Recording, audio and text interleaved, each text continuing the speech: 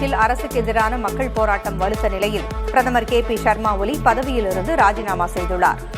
போராட்டக்காரர்கள் பிரதமர் மாளிகையில் அத்துமீறி நுழைய தொடங்கிய நிலையில் ராஜினாமா அறிவிப்பு வெளியானது. இதற்கிடையே நேபாளத்தின் நிர்வாகத்தை ராணுவம் தன்வசம் எடுத்துக் கொள்ளும் என்றும் தகவல்கள் வெளியாகியுள்ளன. ஊழல், பொருளாதார சீரழிவு போன்றவற்றை கண்டித்து நேபாளத்தில் ஆட்சியாளர்களுக்கு எதிராக மக்கள் 2வது நாளாக போராட்டம் நடத்துகின்றனர். நேபாளத்தில் அரசுக்கு எதிரான இளைஞர்களின் போராட்டம் 2வது நாளாக தீவிரமடைந்துள்ளது. தலைநகர் காத்மண்டு உள்பட பல பகுதிகளில் ஆர்ப்பாட்டங்கள் நடைபெற்று வருகின்றன. சமூக ஊடகங்களுக்கான தடை விலக்கிக் கொள்ளப்பட்ட போதும் பதற்ற சூழல் நீடிக்கிறது. நேபாளத்தில் அரசுக்கு எதிரான போராட்டம் வலுத்து வரும் நிலையில் நிலைமையை உன்னிப்பாக கவனித்து வருவதாக இந்தியா கூறியுள்ளது. நேபாளத்தின் நெருங்கிய நண்பன், அண்டை நாடு என்ற முறையில் அவர்கள் பிரச்சினைகள் சுமூகமான முறையில் தீர்க்கப்பட வேண்டும் என்று விரும்புவதாக வெளியுறவுத்துறை அமைச்சகம் தெரிவித்துள்ளது. நேபாளத்தில் பதற்ற நிலை உள்ளதால் அங்குள்ள இந்திய குடிமக்கள் பாதுகாப்பாக இருக்க வேண்டும் என்றும் வெளியுறவுத்துறை அமைச்சகம் அறிவுறுத்தியுள்ளது. குடியரசு துணைத் தலைவர் தேர்தலுக்கான வாக்குப்பதிவில் முதல் நபராக பிரதமர் மோடி வாக்களித்தார். குடியரசு துணைத் தலைவர் தேர்தல் நாடாளுமன்றத்தில் காலை 10 மணி முதல் விறுவிறுப்பாக நடைபெறுகிறது. பிரதமர் மோடி முதல் நபராக வாக்களித்தார். இதன் பின்பு ராஜ்நாத் சிங், கிரண் ரிஜிஜு, மாநிலங்களவை துணைத் தலைவர் ஹரிவன்ஷ் உள்ளிட்டோர் வாக்களித்தனர். காங்கிரஸ் தலைவர்கள் மல்லிகார்ஜுன கார்கே, சோனியா காந்தி, ராகுல் காந்தி ஆகியோரும் வாக்களித்தனர். 6 மணிக்கு வாக்கு எண்ணிக்கை தொடங்கி சற்று நேரத்தில் முடிவுகள் அறிவிக்கப்படும். டெல்லி சென்ற அதிமுக மூத்த தலைவர் செங்கோட்டையன் அங்கு மத்திய உள்துறை அமைச்சர் அமித்ஷாவை சந்தித்ததை உறுதி செய்துள்ளார். டெல்லியிலிருந்து விமானம் மூலம் கோவைக்கு திரும்பிய செங்கோட்டையன் விமான நிலையத்தில் செய்தியாளர்களை சந்தித்தார். அப்போது டெல்லியில் மத்திய அமைச்சர்கள் அமித்ஷாவையும் நிர்மலா சீதாராமனையும் சந்தித்ததாக தெரிவித்தார். அதிமுக ஒன்றிணைய வேண்டும் என்கின்ற நோக்கத்தோடு இருவரிடமும் தான் கருத்துக்களை எடுத்துரைத்ததாகவும் கூறினார். எல்லா பிரச்சனைகளுக்கும் திமுக அரசுதான் காரணம் என பாஜக மாநில தலைவர் நயினார் நாகேந்திரன் குற்றம் சாட்டினார். செங்கோட்டையன் குறித்த கேள்விக்கு பதிலளித்த அவர், திமுக அரசின் தூண்டுதலின் பெயரில்தான் இவ்வளவு வேலைகளும் நடப்பதாக கூறினார். எல்லா பின்னணிக்கும் முழுக்க முழுக்க திமுக அரசே காரணம் என்றும் அவர் சாடினார். வரும் 11ஆம் தேதி டெல்லி செல்ல உள்ளதாக பாஜக மாநில தலைவர் நயினார் நாகேந்திரன் தெரிவித்துள்ளார். டெல்லியில் செங்கோட்டையனை சந்திப்பீர்களா என செய்தியாளர்கள் எழுப்பிய கேள்விக்கு பதிலளித்த நயினார் நாகேந்திரன், அவர் எங்கே இருக்கிறார் என்று தனக்கு தெரியாது என்றும், செங்கோட்டையனிடம் கேட்டுச் சொல்லுங்கள், சந்திக்கலாம் என்றும் பதிலளித்தார். இமாச்சல பிரதேசத்தில் கனமழை, வெள்ளம் மற்றும் நிலச்சரிவுகளால் பாதிக்கப்பட்ட பகுதிகளை பிரதமர் நரேந்திர மோடி பார்வையிட்டார். மண்டி மற்றும் குழு மாவட்டங்களில் ஏற்பட்ட வெள்ளம், நிலச்சரிவு நிலவரத்தை வான்வழியாக ஆய்வு செய்த பிரதமர் பின்னர் காம்கரா சென்றடைந்தார். அவரை ஆளுநர் சிவபிரதாப் சுக்லா, முதல்வர் சுக்விந்தர் சிங் சுகு உள்ளிட்டோர் வரவேற்றனர். பாதிக்கப்பட்ட பகுதிகள் மற்றும் மீட்பு நடவடிக்கைகள் குறித்து அதிகாரிகளும் பாஜக தலைவர்களும் பிரதமரிடம் விளக்கம் அளித்தனர். இமாச்சல பிரதேச மாநிலம் பஞ்சார் பகுதியில் தொடர் மழை காரணமாக பள்ளி கட்டடம் ஒன்று இடிந்து விழுந்தது. பள்ளிக்கு விடுமுறை விடப்பட்டிருந்ததால் காயமும் உயிர் சேதமும் ஏற்படவில்லை. இதையடுத்து அங்கு விரைந்த அதிகாரிகள் கட்டடத்தை பார்வையிட்டனர். பலவீனமான பழைய கட்டடங்களில் தேவையான பாதுகாப்பு மேற்கொள்ளவும் உத்தரவிடப்பட்டுள்ளது. இமாச்சல பிரதேச மாநிலம் குழு அருகே நள்ளிரவு 2 மணியளவில் ஏற்பட்ட நிலச்சரிவில் ஒரு வீடு முழுமையாக இடிந்து மண்ணுக்குள் புதைந்தது. இதில் உள்ளே இருந்த ஒருவர் உயிரிழந்தார். 3 பேர் காயங்களோடு மீட்கப்பட்டனர். தொடர் மழை பெய்வதால் மேலும் நிலச்சரிவு ஏற்படலாம் என்ற அச்சத்தில் மக்கள் உள்ளனர். காஷ்மீரில் பெருமழை, வெள்ளம் மற்றும் மண் சரிவு காரணமாக 12,000 கிலோமீட்டர் தொலைவுள்ள சாலைகள் சேதமடைந்துள்ளன. இதில் ஜம்மு, ஸ்ரீநகரை இணைக்கும் மாநிலத்தின் பிரதான நெடுஞ்சாலையும் அடங்கும். மொத்தமுள்ள 42,000 கிலோமீட்டர் சாலைகளில் 12,000 கிலோமீட்டர் சேதமடைந்ததாக மாநில பொதுப்பணித்துறை தெரிவித்துள்ளது. இவை தவிர 105 பாலங்களும் உடைந்துவிட்டதாக பொதுப்பணித்துறை தெரிவித்துள்ளது. கர்நாடகாவில் 5 மாதங்களில் பெய்த கனமழைக்கு 100க்கும் மேற்பட்டோர் உயிரிழந்திருப்பதாக முதல்வர் சித்தராமையா தெரிவித்துள்ளார். கர்நாடக மாநிலத்தில் மழை சேதம் குறித்து ஆட்சியாளர்களுடன் காணொலியில் ஆலோசனை நடத்தினார். பின்னர் செய்தியாளர்களிடம் பேசிய சித்தராமையா, பயிர்கள், வீடுகள், சாலைகள் மழையால் சேதமடைந்துள்ளதாக குறிப்பிட்டார். 12 லட்சம் ஏக்கர் பயிர்கள் பாதிக்கப்பட்டிருப்பதாகவும், மழை சேதத்துக்கு 550 கோடி ரூபாய் வரை மதிப்பீடு செய்யப்பட்டிருப்பதாகவும் சித்தராமையா குறிப்பிட்டார். நாகை மாவட்டத்தில் கனமழை பெய்ததால் விவசாயிகள் மகிழ்ச்சியடைந்தனர். திருப்பூண்டி, சிந்தாமணி, காமேஸ்வரம், மேலப்பிடாகை, கருங்கண்ணி உள்ளிட்ட பகுதிகளில் விட்டுவிட்டு கனமழை பெய்தது. கடந்த சில நாட்களாக நாகை மாவட்டத்தில் வெயில் வாட்டி வந்த நிலையில் தற்போது மழை பெய்ததால் வெப்பம் தணிந்து குளிர்ச்சியான சூழல் நிலவியது. இதனால் சம்பா சாகுபடி பணிகளை மேற்கொண்டு வரும் விவசாயிகள் மகிழ்ச்சியடைந்துள்ளனர். தமிழகத்தில் 11 மாவட்டங்களில் கனமழை பெய்யும் என்று வானிலை ஆய்வு மையம் எச்சரித்துள்ளது. கோவை, நீலகிரி, தேனி, திண்டுக்கல், மதுரை, சிவகங்கை, கள்ளக்குறிச்சி, விழுப்புரம், திருவண்ணாமலை, செங்கல்பட்டு, காஞ்சிபுரம் மாவட்டங்களுக்கு கனமழை எச்சரிக்கை விடுக்கப்பட்டுள்ளது. இதேபோன்று நாளையும் காவிரிப்படுகை மற்றும் வட தமிழகத்தில் பெரும்பாலான மாவட்டங்களுக்கு கனமழை எச்சரிக்கை தொடர்கிறது. அதிமுகவிலிருந்து பிரிந்து சென்றவர்களை ஒன்றிணைக்க 10 நாட்கள் கெடு விதித்த முன்னாள் அமைச்சர் செங்கோட்டையனின் கட்சி பதவி பறிக்கப்பட்ட நிலையில் அவரின் ஆதரவாளர்கள் சேலத்தில் அதிமுக பொதுச் செயலாளர் பழனிசாமியை சந்தித்தனர். ஈரோடு மாவட்ட அதிமுக துணைச் செயலாளர் SP பழனிசாமி, முன்னாள் MLA ரமணிதரன், மாவட்ட மாணவர் அணி இணைச் செயலாளர் கார்த்திகேயன் உள்ளிட்டோர் பழனிசாமியின் இல்லத்திற்கு சென்று சந்தித்தனர். மரியாதை நிமித்தமாகவே இச்சந்திப்பு நடந்ததாக தகவல்கள் வெளியாகியுள்ளன. அதிமுக கோமா நிலையில் உள்ளதாக இந்து சமய அறநிலையத்துறை அமைச்சர் சேகர் பாபு விமர்சித்துள்ளார். மயிலாப்பூர் ஏகாம்பரேஸ்வரர் கோவிலில் அமைந்துள்ள திருவள்ளுவர் கோவிலில் சுமார் 19 கோடி ரூபாய் மதிப்பீட்டில் நடைபெற்று வரும் புனரமைப்பு பணிகளை அமைச்சர் ஆய்வு செய்தார். இதனையடுத்து செய்தியாளர்களை சந்தித்த அவர் நவம்பர் மாதத்திற்குள் திருப்பணிகள் முடிக்கப்பட்டு குடமுழுக்கு நடத்தப்படும் என்று தெரிவித்தார். சென்னை ரிப்பன் மாளிகை அருகே மீண்டும் உண்ணாவிரத போராட்டத்தில் ஈடுபட்ட தூய்மை பணியாளர்களை காவல்துறையினர் கைது செய்துள்ளனர்.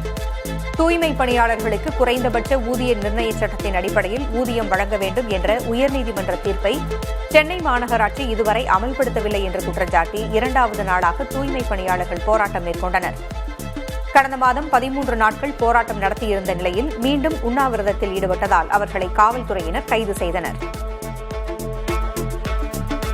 தூய்மை பணியாளர்கள் போராட்டத்தின் போது கைது செய்யப்பட்ட வழக்கறிஞர்களை காவல்துறை தாக்கியது தொடர்பாக விசாரணை நடத்த ஒரு நபர் ஆணையம் அமைக்க வேண்டும் என்ற உத்தரவை சென்னை உயர்நீதிமன்றம் நிறுத்தி வைத்துள்ளது. தூய்மை பணியாளர்கள் போராட்டத்துக்கு ஆதரவாக செயல்பட்ட வழக்கறிஞர்களை காவல்துறையினர் கடுமையாக தாக்கியதாகவும் பெண் வழக்கறிஞர்களிடம் காவல்துறை அத்துமீறி நடந்து கொண்டதாகவும் சென்னை உயர்நீதிமன்றத்திடம் முறையிடப்பட்டிருந்தது.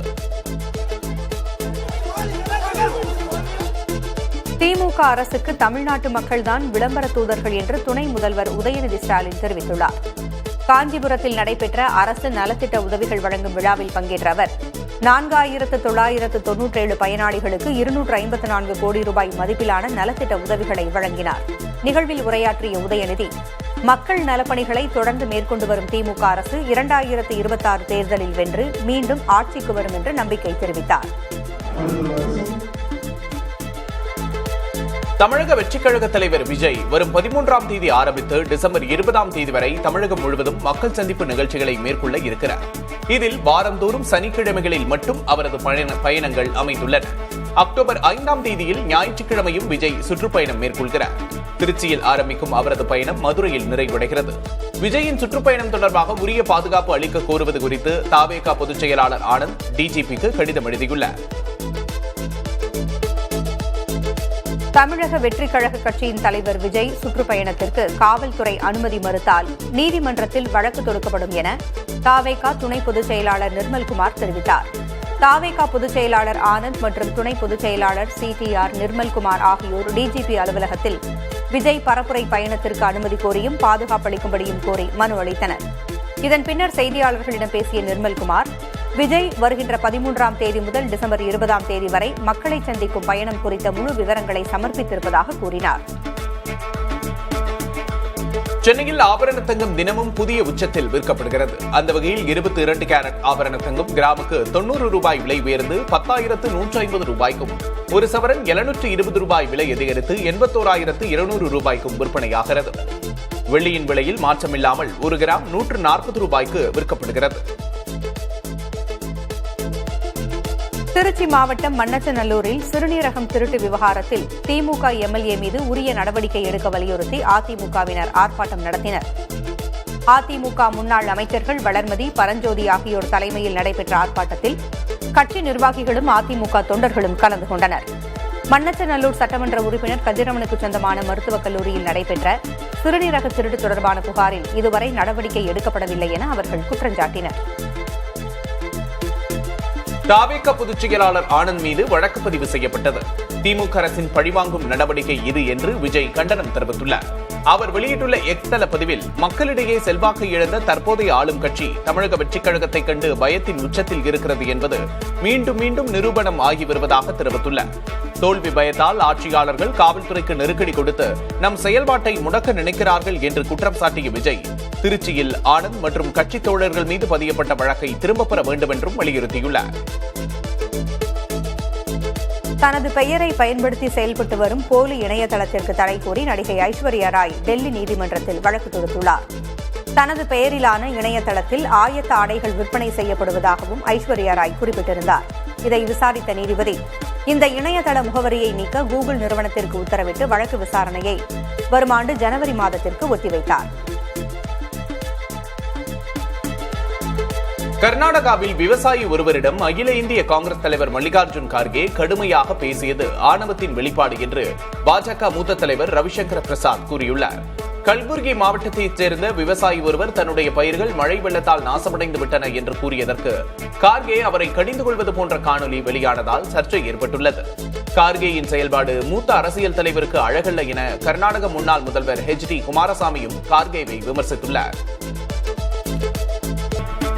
தமிழ்நாட்டில் உள்ள அரசு மருத்துவக் கல்லூரிகளில் மத்திய கலந்தாய்வு குழுவால் ஒதுக்கப்பட்ட இடங்களை வெறும் 2 விழுக்காடு மாணாக்கர் மட்டுமே தக்க வைத்துக் கொண்டுள்ளனர்.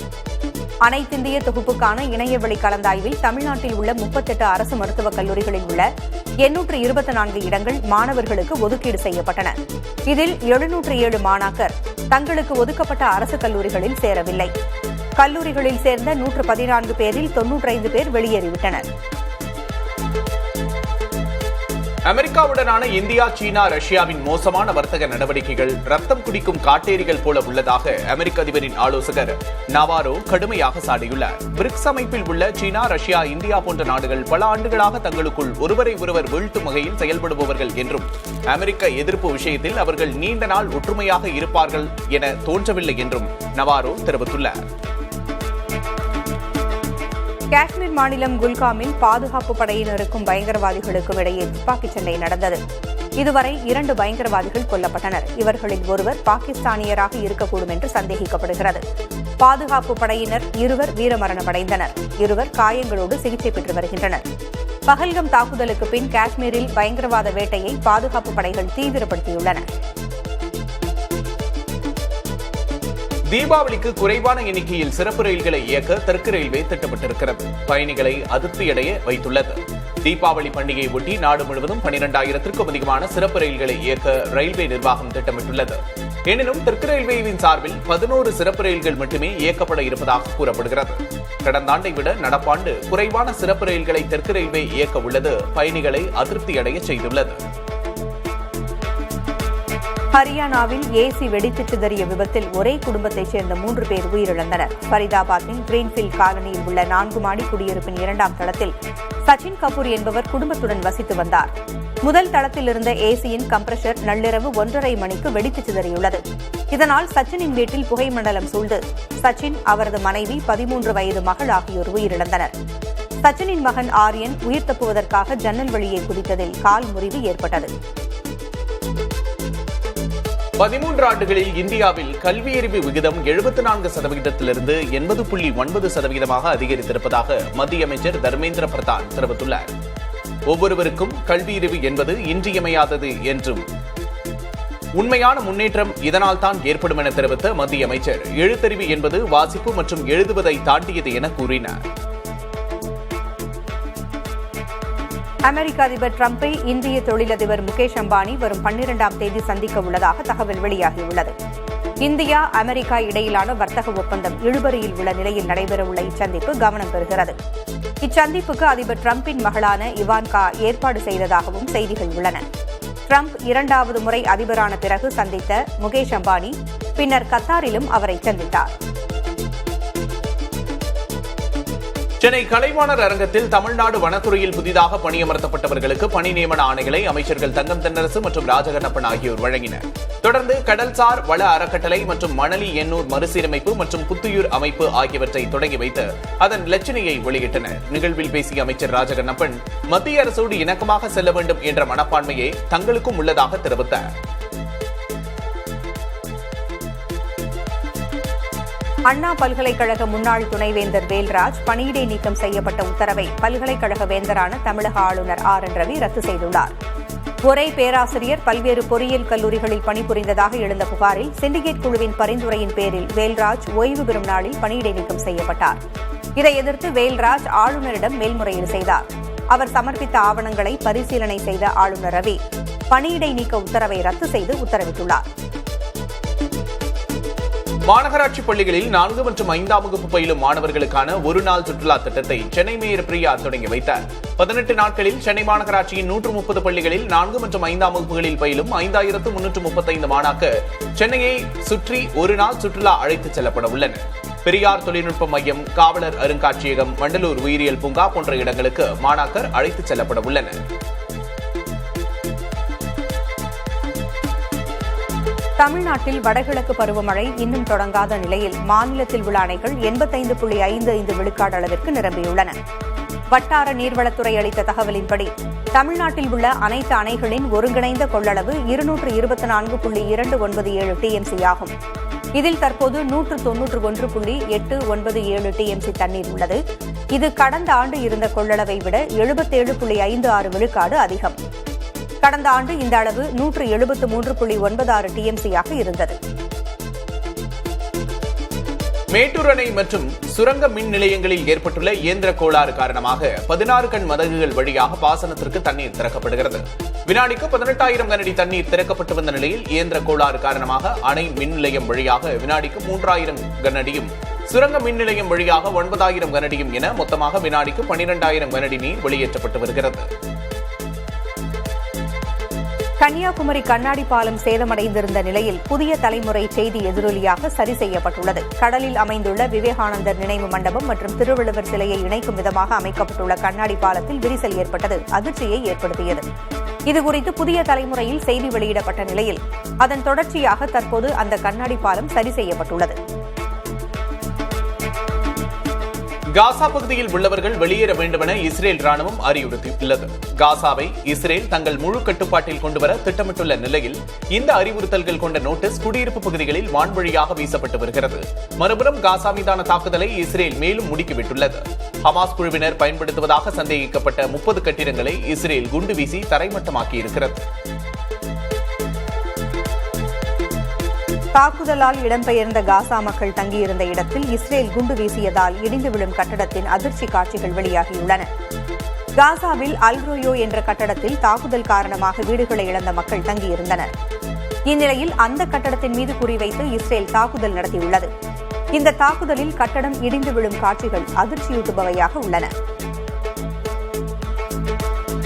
பாகிஸ்தானின் பலுசிஸ்தானில் நடந்த தற்கொலைப்படை தாக்குதலை கண்டித்து போராட்டம் நடத்திய 200 பேர் கைது செய்யப்பட்டனர். பலுசிஸ்தானில் கடந்த 2ஆம் தேதி நடைபெற்ற பொதுக்கூட்டத்தில் நடைபெற்ற தற்கொலைப்படை தாக்குதலில் 15 பேர் உயிரிழந்தனர். தற்கொலைப்படை தாக்குதல்கள் தொடர்கதையாகி வரும் நிலையில் அதில் தொடர்புள்ளவரை கைது செய்ய கோரி பலுசிஸ்தானில் பல்வேறு பகுதிகளில் போராட்டங்கள் நடந்தன. கூட்டத்தை அடக்க கண்ணீர் புகை குண்டுகளும் வீசப்பட்டன. அதில் 260 பேர் கைது செய்யப்பட்டனர்.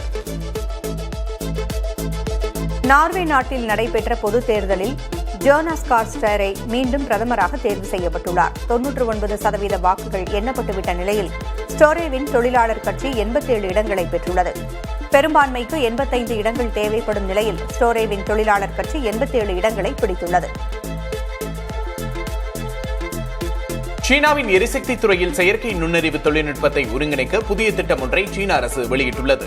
ஏஐயை பயன்படுத்தி மின்சார உற்பத்தி மற்றும் விநியோகத்தை மேம்படுத்துதல், புதுப்பிக்கத்தக்க எரிசக்தி வளங்களை திறம்பட பயன்படுத்துதல், அணுசக்தி பாதுகாப்பை உறுதி செய்தல் ஆகிய பணிகளை மேற்கொள்ள திட்டமிடப்பட்டிருக்கிறது. இந்த திட்டத்தின் கீழ் 2027க்குள் எரிசக்தி துறையில் ஏஐ தொழில்நுட்பத்திற்கான ஒரு வலுவான புத்தாக்க அமைப்பை உருவாக்குவது, 2030க்குள் உலகளவில் முன்னணி நிலையை அடைவது போன்ற முக்கிய இலக்குகள் நிர்ணயிக்கப்பட்டுள்ளன. கோலா விலங்குகளுக்கென தேசிய பூங்கா அமைக்க ஆஸ்திரேலிய அரசு முடிவு செய்துள்ளது. நியூ சவுத் வேல்ஸ் மாகாணத்தில் சுமார் 4.5 லட்சம் ஏக்கர் பரப்பில் இந்த பூங்கா அமைகிறது. ஆஸ்திரேலியாவின் சிறப்பான விலங்கினங்களில் ஒன்றான கோலா விலங்குகள் வேகமாக அழிந்து வருகின்றன.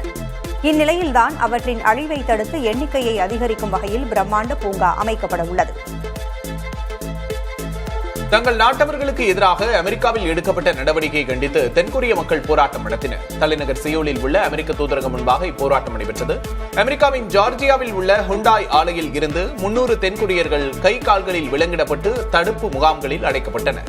சட்டவிரோதமாக குடியேறிய புகாரில் அவர்கள் தென்கொரியாவுக்கு திருப்பி அனுப்பப்பட உள்ளனர். வடகொரியா தனது 77வது நிறுவன தினத்தை உற்சாகமாக கொண்டாடியது. தலைநகர் பியாங்யாங்கில் ஆடல் பாடல்கள், வான வேடிக்கைகள் என நிறுவன தினம் களை கட்டியது. பொது இடங்களில் மக்கள் தேசிய கொடியேற்றி மரியாதை செலுத்தினர். சீன அதிபர் ஷி ஜின்பிங் வடகொரியாவிற்கு வாழ்த்துச் செய்தி அனுப்பியுள்ளார். மிகுந்த எதிர்பார்ப்புக்கு மத்தியில் தொடங்கும் ஆசிய கோப்பை கிரிக்கெட்டின் முதல் ஆட்டத்தில் ஆப்கானிஸ்தான் மற்றும் ஹாங்காங் அணிகள் பலப்பரீட்சை நடத்துகின்றன. அபுதாபியில் உள்ள ஷேக் சயீத் மைதானத்தில் நடைபெறும் இந்த போட்டி இன்றிரவு 8 மணிக்கு தொடங்குகிறது. இவ்விரு அணிகளும் இதுவரை 6 T20 போட்டிகளில் மோதியுள்ளன. இதில் ஆப்கானிஸ்தான் 4 வெற்றிகளையும் ஹாங்காங் 2 வெற்றிகளையும் பெற்றுள்ளன.